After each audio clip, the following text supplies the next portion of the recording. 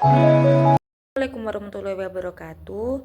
Di sini saya Fatimah Tuzara dari Prodi Sejarah Peradaban Islam Universitas Kyai Haji Ahmad Siddiq Jember dengan NIM 242104040002 akan mengulas kembali materi pada mata kuliah arkeologi. Arkeologi adalah ilmu yang mempelajari kebudayaan masa lalu melalui peninggalan material yang ditinggalkan oleh manusia. Dalam prakteknya, arkeologi memusatkan perhatian pada ekskavasi, yaitu penggalian sistematis untuk menemukan dan menganalisis artefak, fitur, dan ekofak. Artefak sendiri merupakan benda buatan manusia, jika fitur adalah struktur tak bisa dipindah. Ekofak, benda alam yang digunakan manusia. Tujuan utama arkeologi adalah merekonstruksikan sejarah kebudayaan, menjelaskan tingkah laku manusia, dan memahami proses perubahan budaya.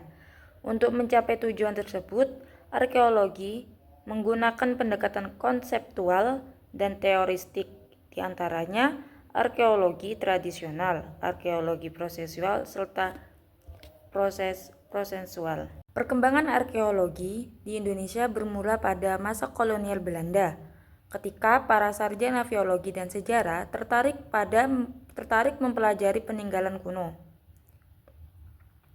Setelah kemerdekaan, arkeologi ditangani oleh ahli Indonesia lewat Dinas Purbakala dan kemudian dikembangkan melalui Pusat Penelitian Arkeologi Nasional.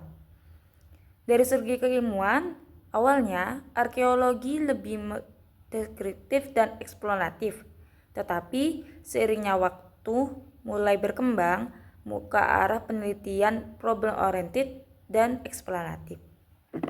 Penelitian arkeologi dilakukan melalui 3 tingkat, yaitu observasional, deskriptif, dan eksplanatif. Tingkat observasional mencakup pengumpulan data melalui survei, ekskavasi, dan pustaka. Di tingkat deskriptif, data dianalisis berdasarkan atribut bentuk, teknologi, dan gaya. Sedangkan di tingkat eksplanatif melibatkan interpretasi dan sintesis untuk menjawab pertanyaan budaya masa lalu.